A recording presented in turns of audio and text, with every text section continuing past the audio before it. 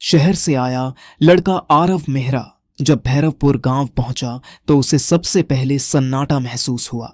दिन ढलते ही गलियां खाली हो जाती, बच्चे घरों में बंद कर दिए जाते और दरवाजों पर मोटी सांकलें चढ़ जाती। कोई खुलकर कुछ नहीं बताता, बस इतना कहता, रात को बाहर मत निकलना। आरव को लगा गांव वाले अंधविश्वासी हैं, पर पहली ही रात उसका भ्रम टूट गया। आधी रात को उसकी आंख खुली तो सामने की दीवार पर कुछ काला हिलता दिखा। वह जमीन पर नहीं था, दीवार पर रेंग रहा था। लंबा, बिना चेहरा, बिना आंखों वाला शरीर, जैसे अंधेरा खुद आकार लेकर सरक रहा हो। वह जड़ हो गया। कुछ सेकंड बाद वह परछाई गायब हो गई। सुबह गांव में चीखें गूंज उठीं। पंडित हरिराम का बेटा गायब था।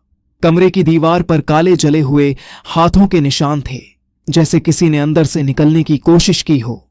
अब डर खुलकर सामने था। आरव ने ठान लिया कि सच जानकर रहेगा। दूसरी रात वह जागता रहा। ठीक 12 बजे ठंडी हवा चली और दीवार पर वही काली आकृति उभर आई। इस बार वह उसके करीब आई।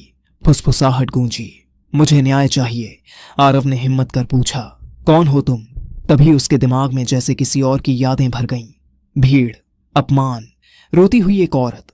सुबह वह गांव के बूढ़े रामू काका के पास गया। कांपती आवाज में उन्होंने बताया, सालों पहले करुणा नाम की औरत पर झूठा आरोप लगाया गया था। भीड़ ने उसे गांव से निकाल दिया। उसी रात वह पुराने कुएं के पास मरी मिली। मरते समय उसने कहा था कि वह लौटेगी। तभी से हर कुछ साल में बच्चे गायब होते हैं और दीवारों पर काले निशान मिलते हैं। उस रात गांव में तांत्रिक बाबा कालीनाथ को बुलाया गया। चौपाल में हवन शुरू हुआ। मंत्रों की आवाज के बीच दीवारों पर काली दरारें फैलने लगीं। अचानक छाया प्रकट हुई, पहले से भी बड़ी। आग की लपटें उसे छूकर बुझ जातीं। वह दीवारों पर चढ़ती, छत पर फैलती और उसकी ठंडी हंसी पूरे गांव में गूंजती। बाबा ने मंत्र तेज कर दिए। छाया तड़पने लगी पर खत्म नहीं हुई। तभी आरव ने सबको करुणा से माफी मांगने को कहा। पहले सन्नाटा रहा, फिर एक एक कर गांव वाले हाथ जोड़कर रो पड़े। जैसे ही सबने क्षमा मांगी, छाया कांपी। अंतिम मंत्र के साथ वह सिकुड़ने लगी। उसकी काली देह धुएं में बदली और राख बनकर बिखर गई। दरारें मिट गईं। अगली सुबह गायब बच्चे मंदिर के पीछे बेहोश लेकिन सुरक्षित मिले। गांव में राहत की सांस ली गई। आरव जाने लगा तो उसने आखिरी बार अपने कमरे की दीवार देखी।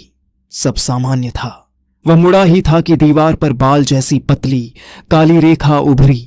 रेखा धीरे धीरे दरार में बदलने लगी और भीतर से वही धीमी फुसफुसाहट आई, न्याय अब भी बाकी है।